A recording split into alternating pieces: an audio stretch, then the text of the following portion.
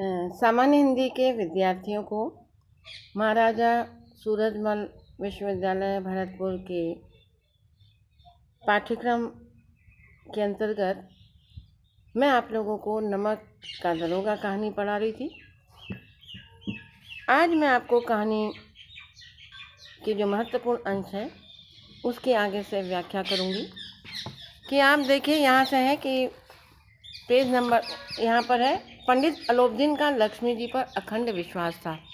ये परीक्षा के लिए थोड़ी महत्वपूर्ण है क्योंकि पंडित अलोपदीन अपनी जगह के एक बहुत बड़े जमींदार थे। उनका एक रसूख था। वो कहते हैं कि संसार को तो कहना क्या, स्वर्ग में भी लक्ष्मी का ही राज्य है। वो सबसे बड़ा, जिसके पास धन है वो संसार का सबसे बड़ा व्यक्ति उसको स्वीकार करते हैं और वो जीवन के यथार्थ को बताते हैं। न्याय नीति सब लक्ष्मी के खिलौने। इस संसार में आप कितना ही नीतिज्ञ हो जाओ या कितना ही न्याय की बात कर लो, वो सब कुछ वो क्या कहते हैं, किसके बल पर चलता है। वो साफ कहते हैं कि वो सब लक्ष्मी से बड़े बड़े से काम सरलता से, सहजता से संपन्न हो जाते हैं। बोले चलो हम आते हैं। यह कहकर पंडित जी ने बड़ी निश्चिंता से पान के बीड़े लगा कर कहा। फिर लिहाफ ओढ़े हुए दरोगा के पास के बोले, बाबूजी आशीर्वाद कहिए, हमसे ऐसा कौन सा अपराध हुआ कि गाड़ियाँ रोक दी। हम ब्राह्मणों पर तो आपकी कृपा दृष्टि रहनी ही चाहिए। वंशीधर रुखाई से बोले, सरकारी हुक्म। पंडित अलोपदीन ने हंसकर कहा, हम सरकारी हुक्म को नहीं जानते और न सरकार को। हमारे सरकार तो आप ही हैं। हमारा और आपका तो घर का मामला, हम कभी आपसे बाहर हो सकते हैं। आपने व्यर्थ का कष्ट उठाया, यह तो नहीं हो सकता कि इधर से जाएं उधर घाट के देवता को भेंट न चढ़ाएं। अब देखिए, घूस देने की कोशिश कर रहा है। प्रेमचंद इस भ्रष्टाचार के नकाब को उतारने का प्रयास करते हैं। मैं तो आपकी सेवा में स्वयं आ रहा था। वंशीधर पर ऐश्वर्य की मोहिनी वंशी का कुछ प्रभाव न पड़ा। ईमानदारी की नई उमंग थी। वंशीधर ईमानदार व्यक्ति था, चरित्रवान व्यक्ति था। ईमानदार के साथ साथ चरित्रवान व्यक्ति भी था, इसलिए उस पर कोई फर्क नहीं पड़ा। कड़क कर बोले, हम उन नमक हरामों में नहीं हैं जो कौड़ियों पर अपना ईमान बेचते हैं। वंशीधर के चरित्र की मिसाल देखिए कि वो पंडित अलोपदीन के द्वारा धन देने पर भी वो साफ कह देता है कि हम अपने ईमान को नहीं बेच सकते हैं। आप इस समय हिरासत में हैं, आपको जेल डाल दिया जाएगा, आपके कायदे अनुकूल सा चालान होगा। बस मुझे अधिक बातों की फुर्सत नहीं। जमादार बद्दू सिंह, तुम इन्हें हिरासत में ले चलो, मैं हुक्म देता हूँ। दरोगा के रूप में मुंशी वंशीधर तनिक भी विचलित नहीं होता है। पंडित अलोपदीन स्तंभित हो गए। गाड़ी वालों में हलचल मच गई। पंडित जी के जीवन में कदाचित यह पहला ही अवसर था। पंडित जी को ऐसी कठोर बातें सुननी पड़ी। बद्दू सिंह आगे बढ़ा, किंतु रोब के मारे यह साहस न हुआ कि उनका हाथ पकड़ सके। पंडित जी ने धर्म को धन का ऐसा निरादर करते अभी न देखा था।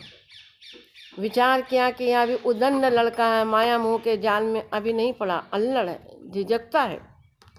बहुत दिन बाद उसे बोले, बाबू साहब ऐसा ना कीजिए, हम मिट जाएंगे, इज्जत धूल में मिल जाएगी। हमारा अपमान करने से आपके हाथ क्या आएगा? हम किसी तरह आपके बाहर थोड़ी हैं। वंशीधर ने कठोर स्वर में कहा, हम ऐसी बातें नहीं सुनना चाहते। अलोपदीन ने जिस सहारे को चट्टान समझ रखा था वह पैरों के नीचे खिसकता हुआ मालूम हुआ। स्वाभिमान और धन ऐश्वर्य की कड़ी चोट लगी, किंतु अभी तक धन की सांख्यिक शक्ति का पूरा भरोसा था। अपने मुख्तार से बोले, लाला जी 1000 के नोट बाबू साहब की भेंट करो, आप इस समय भूखे सिंह हो रहे हैं। वंशीधर ने गर्म होकर कहा, 1000 नहीं, 1 लाख भी मुझे सच्चे मार्ग से नहीं हटा सकते। बेटा, ये जो कोटेशन है वंशीधर के द्वारा कहा गया, इसको भी याद कर लेना, क्योंकि जब चरित्र चित्रण के ऊपर प्रश्न आएगा वंशीधर के, तो आपको बताना पड़ेगा कि कितना स्वाभिमानी था, कितना ईमानदार व्यक्ति था और तनिक लालच में आने वाला नहीं था। इसलिए उसको लालच देने पर वो कहता है, 1000 नहीं, 1 लाख भी मुझे मेरे सच्चे मार्ग पर चलने वाला था कि कोई उससे मेरे को विचलित नहीं कर। धन की इस बुद्धिहीन दृढ़ता, देव दुर्लभता, त्याग का मन पर बहुत झुंझलाया। अब दोनों शक्तियों में संग्राम होने लगा। धन ने उछल उछल कर आक्रमण करने शुरू किए। 1 से 5, 5 से 10, 10 से 15, 15 से 20,000 तक नौबत पहुंची, किंतु धर्म अलौकिक वीरता के साथ इस बहुसंख्यक सेना के सम्मुख अकेला पर्वत की भांति अटल अविचलित खड़ा था। ये देखिए इम्पोर्टेंट पैराग्राफ है कि धन की इस बुद्धिहीन दृढ़ता और देव दुर्लभ त्याग का मन बहुत झूंझ लाया। अब दोनों में संग्राम हुआ, एक और ईमानदारी और दूसरा और भ्रष्टाचारी। धन ने उछल उछल कर आक्रमण किया, अधिक से अधिक मांग लगाई, बोली बढ़ाई, लेकिन धर्म की देखिए, धर्म अलौकिक वीरता के साथ इतनी लंबी सेना थी, उसके इतने लोग थे, उनके साथ पर्वत की भांति टिका रहा। वो कौन था? मुंशी वंशीधर। बड़ी महत्वपूर्ण पंक्तियां हैं, उसके चरित्र को भी यहाँ स्पष्ट कर रही हैं। अलोपदीन निराश होकर बोले, अब इससे अधिक मेरा साहस नहीं, आगे आपको अधिकार है। वंशीधर ने अपने जमादार को ललकारा। बंधु सिंह मन में दारोगा जी को गालियां देता पंडित अलोपदीन की ओर बढ़ा। पंडित जी घबरा कर 2-3 कदम पीछे हट गया। अत्यंत दीनता से बोले, बाबू साहब, ईश्वर के लिए मुझे दया कीजिए, मैं 25,000 पर निपटारा करने को तैयार हूँ। असंभव बात, 30,000 पर किसी तरह भी संभव नहीं। क्या 40,000 पर भी नहीं? 40,000 नहीं, 40 लाख पर भी असंभव। बंधु सिंह, इस आदमी को हिरासत में ले जाओ, अब मैं एक शब्द भी सुनना नहीं चाहता। तो देखो बेटा, किस प्रकार से मुंशीधर ने पंडित अलोपदीन के उस भ्रष्टाचारी रूप से पैसा कमाने वाले रूप को सबके सामने खोल कर रख दिया। आगे देखिए कि धर्म ने धन को पैरों तले कुचल दिया। अलोपदीन ने एक हृष्ट पुष्ट मनुष्य को हथकड़ियां लिए वे अपनी तरह आते देखा। चारों निराश कातर दृष्टि से देखने लगे। इसके बाद मूर्छित होकर गिर पड़े। दुनिया सोती थी पर दुनिया की जीभ जागती थी। सवेरे देखे तो बालक वृद्ध दुनिया सबके मुंह से ही बात सुनाई दी कि जिसे देखे वही पंडित जी के विवाह पर टीका टिप्पणी कर रहा, निंदा की बौछार हुई, मानो संसार से अब पापी का पाप कट गया। पानी को दूध के नाम से बेचने वाला ग्वाला, कल्पित रोज नामचे भरने वाले अधिकारी व रेल में बिना टिकट सफर करने वाले बाबू लोग, जाली दस्तावेज बनाने वाले सेठ साहूकार, यह सब देवताओं की बाती गर्दनें चला रहे थे।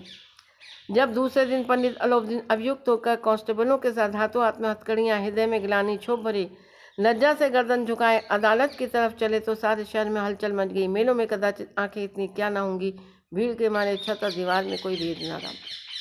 बेटा बहुत सुंदर वर्णन देखिए आगे बताया है कि जब मुंशी वंशीधर के उस अधिक निर्णय के आगे जमींदार पंडित अलोपदीन को कारावास में जाना पड़ा और दूसरे दिन बालकों से लेकर वृद्ध जनों तक के मुंह से पिछली घटना की चर्चा हो रही थी। और जीवन में भ्रष्टाचार, जीवन में रिश्वतखोरी अलग अलग रूप से उसके नाना रूप हैं जिसके द्वारा उनका जीवन चलता है। अनेक उदाहरण दिए गए कि जैसे दूध वाला पानी मिला देता है, रेल वाले बिना टिकट यात्रा करके पैसा ले लेते हैं, सेठ साहूकार सब किस प्रकार से अंधेर मचाते हैं, इस बात की चर्चा चल रही थी। किंतु अदालत में पहुंचने की देर थी। पंडित अलोपदीन इस अगाध वन के सिंह थे। अधिकारी वर्ग भी उनके भक्त, उनके सेवक, वकील, मुक्ता उनके आज्ञापालक, दलित, चपरासी तथा चौकीदार तो उनके बिना मोल के गुलाम थे, क्योंकि सबको पैसे से खरीद लेते थे। उन्हें देखते ही लोग चारों उनकी तरफ दौड़े। सभी लोग विस्मित हो रहे थे, इसलिए नहीं कि पंडित अलोपदीन ने कर्म किया, बल्कि इसलिए कि कानून के पंजे में कैसे आए। ऐसा मनुष्य जिसके पास असाध्य साधन करने वाला धन अनन्य वाचलता हो, वह क्यों कानून के पंजे में आए। प्रत्येक मनुष्य उनसे सहानुभूति प्रकट करता था। लोगों को यकीन नहीं हो रहा था कि आज क्या हो गया। बड़ी तत्परता से इस आक्रमण को रोकने के निमित्त वकीलों की एक सेना तैयार की गई।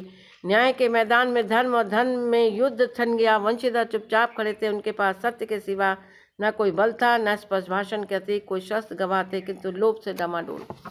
देखिए, न्याय के आगे एक और धर्म था, दूसरी ओर धन था।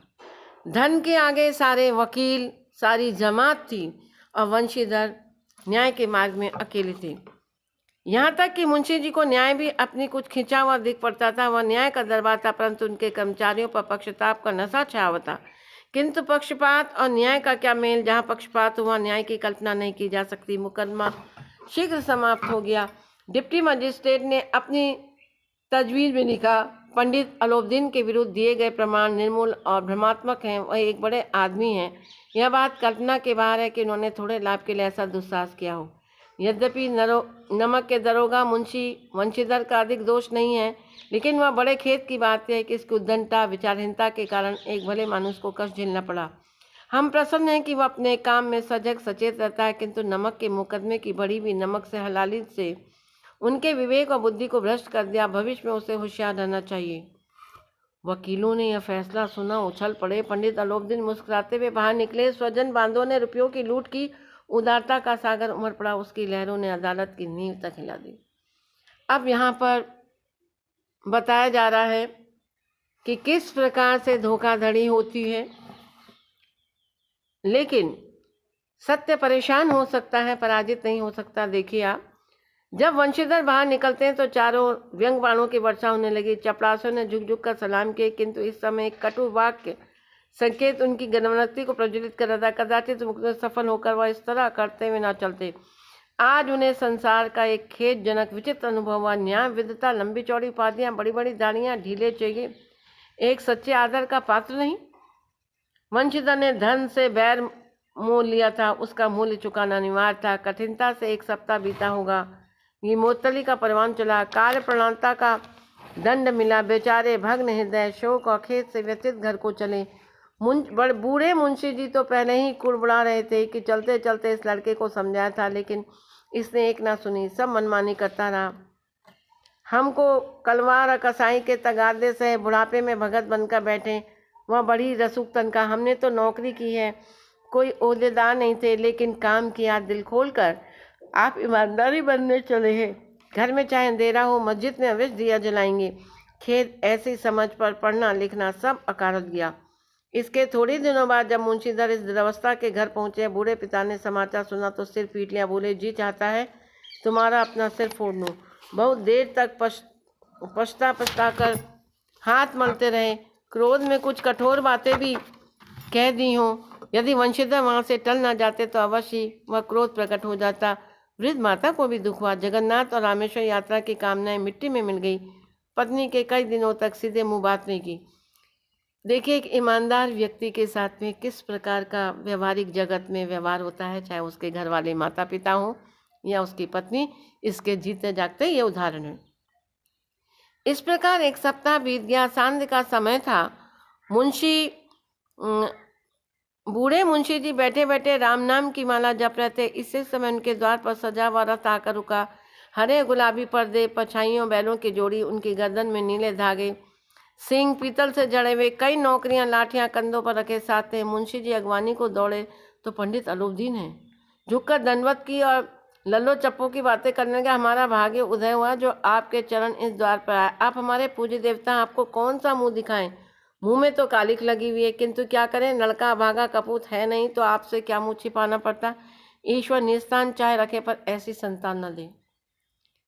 मुंशी वंशी के पिता अलोपदीन को देख करके प्रसन्नचित हुए और ऐसी बात कह रहे हैं। अलोपदीन ने कहा, नहीं भाई साहब, ऐसा ना कहिए।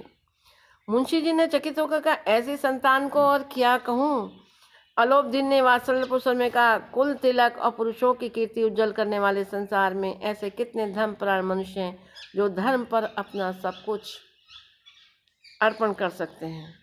ये देखें, जो पैसे के दम पर मुंशी वंशीधर को खरीदना चाह रहा था, वह खरीद नहीं पाया। वह जमींदार अंत में अपनी गलती पर मलाल करता है, दुख करता है और माफ़ी मांगता है। और अलोपदीन कहता है मुंशी के पिता से, ऐसा कुल तिलक, पुरुष की परिवार को उज्जवल कीर्ति देने वाला इस संसार में किसको ऐसा पुत्र मिलेगा जो धर्मपरायण मनुष्य है, जो धार्मिक है, जो धर्म पर नीति के कार्यों को करने के लिए जो अपने जीवन में सब कुछ समर्पित कर देता है, ऐसा पुत्र किसको मिलेगा। पंडित अलोपदीन ने वंशीधर से कहा, दरोगा जी, इसे खुशामत ना समझिए। खुशामद करने के लिए मुझे इतना कष्ट उठाने की ज़रूरत न थी। उस रात को आपने अपने अधिकार बल से अपनी हिरासत में लिया था, किंतु आज मैं स्वेच्छा से आपकी हिरासत में आया हूँ। उस दिन तो आपने, क्योंकि आप दरोगा थे, आपने मुझे सजा दी, लेकिन आज मेरा हृदय परिवर्तित हो चुका है। मैं मन से आपके पास में आया हूँ। मैंने हजारों रईस अमीर देखे, हजारों उच्च पदाधिकारी से काम हुआ, किंतु मुझे परास्त किया तो आपने। मैं यदि कहीं जीवन में हारा हूँ तो आपसे हारा हूँ, आपकी ईमानदारी से मैं पराजित हुआ हूँ। मैंने सबको अपने धन का गुलाम बनाकर छोड़ा, सारा संसार मेरा गुलाम रहा। मुझे आज्ञा दीजिए कि आपसे कुछ विनय करूँ, क्योंकि आपके हृदय ने, आपके विचार ने, आपके चरित्र ने मेरा हृदय परिवर्तित कर दिया है। मैं आपसे कुछ आग्रह करने आया हूँ। वंशीधर ने अलोपदीन को आते देखा तो उठकर सत्कार किया, किंतु स्वाभिमान सहित समझ गए यह महाशय मुझे लज्जित करने जलाने आए। क्षमा प्रार्थना की चेष्टा नहीं की, वरन उन्हें अपने पिता की या ठाकुर स्वाति की बात असह्य सी प्रतीत हुई। पर पंडित जी की बातें सुनी तो मन की मैल मिट गई। पंडित जी की उड़ती हुई दृष्टि से देखा, सद्भाव झलक था। गर्व से वे अब लज्जा के सामने से झुका दिया। शर्माते बोले, यह आपकी उदारता है जो ऐसा कहते हैं। मुझसे तो कुछ अभिनय हुई है, उसे क्षमा कीजिए। मैं धर्म की बेड़ी में जकड़ा हुआ था, नहीं तो वैसे मैं आपका दास हूँ। जो आज्ञा होगी मेरे सिर माथे। क्योंकि धर्म के कारण मैंने आपको हिरासत में लिया है। बहुत बड़ी बात कही। अलोपदीन ने विनीत भाव से कहा, नदी तट पर आपने मेरी प्रार्थना नहीं स्वीकार की थी, किंतु आज आपको स्वीकार करनी। क्योंकि उस समय अलोपदीन नदी तट पर क्या कर रहा था? उसके ईमान को डगमगा रहा था, नई नई बोली लगा रहा था। वंशीधर बोले, मैं किस योग्य हूँ, किंतु जो कुछ सेवा मुझसे हो सकती है उसमें त्रुटि न होगी। अलोपदीन ने एक स्टाम्प लगा हुआ पत्र निकाला और उसे वंशीधर के सामने रखकर बोले, इस पत्र को स्वीकार कीजिए और अपने हस्ताक्षर कर दीजिए। मैं ब्राह्मण हूँ, जब तक यह सवाल पूरा न कीजिए द्वार से न हटूंगा। मुंशी वंशीधर ने उस कागज को पढ़ा तो कृतज्ञता से आंसू भराए। पंडित अलोपदीन ने उनको अपनी जायदाद का स्थायी मैनेजर नियुक्त किया था। 6000 वार्षिक वेतन के अतिरिक्त रोजाना खर्च अलग, सवारी के लिए घोड़ा, रहने को बंगला, नौकर चाकर मुफ्त। कंपित स्वर में बोले, पंडित जी, मुझ में इतनी सामर्थ्य नहीं कि आपकी उदारता की प्रशंसा कर सकूं, किंतु ऐसे उच्च पद के योग्य नहीं। अलोपदीन हंसकर बोले, मुझे इस समय एक अयोग्य मनुष्य की ही जरूरत है। वंशीधर ने गंभीर भाव से कहा, यो मैं आपका दास हूँ। आप जैसे कीर्तिवान सज्जन पुरुष की सेवा करना मेरे लिए सौभाग्य की बात है, किंतु मुझ में न विद्या है, न बुद्धि, न स्वभाव उन त्रुटियों की पूर्ति कर देता है। ऐसे महान कार्य के लिए एक बड़े मर्मज्ञ अनुभवी मनुष्य की जरूरत है। अलोपदीन ने कलम दान से कलम निकाली और उसे वंशीधर के हाथ में देकर बोले, ना मुझे विद्वता की चाह अनुभव की, ना मर्मज्ञता की, ना कार्यकुशलता की। इन गुणों के महत्व का परिचय खूब पा चुका हूँ। अब सौभाग्य अवसर ने मुझे वह मोती दे दिया जिसके सामने योग्यता विद्वता की चमक फीकी पड़ जाती। वह मोती मिला है, विद्वता की चमक भी जिसके आगे फीकी पड़ जाती है। कलम लीजिए, अधिक सोच विचार न कीजिए, दस्तखत कर दीजिए। परमात्मा से ही प्रार्थना है कि आपको सदैव वही नदी के किनारे वाला बेमुरौत उदंड कठोर परंतु धर्मनिष्ठ दरोगा बनाए रखे। वंशीधर की आंखें डबडबाई, हृदय में संकुचित पात्र में इतना एहसास न सका। एक बार फिर पंडित जी की ओर भक्ति श्रद्धा की दृष्टि से देखा, कांपते हाथ से मैनेजरी के कागज पर हस्ताक्षर कर दिए। अलोपदीन ने प्रफुल्लित होकर उन्हें गले लगा लिया। तो बेटा देखा आपने, नमक का दरोगा कहानी जो है वो बहुत ही यथार्थ कहानी है। और क्योंकि प्रेमचंद आदर्शवादी कहानीकार हैं, घूस देने वाला व्यक्ति अंत में उसका कैसे हृदय परिवर्तित होता है और वो ईमानदारी पे उतर आता है, अपने पूरे प्रबंधन का कौशल जो है वो मुंशी वंशीधर के हाथों सौंप देता है। तो इसमें से बहुत महत्वपूर्ण व्याख्याएं भी आ सकती हैं, उनको आप बहुत ध्यान से करिए। अब मैं आगे आपको जो महत्वपूर्ण आलोचनात्मक प्रश्न है वो कराऊंगी।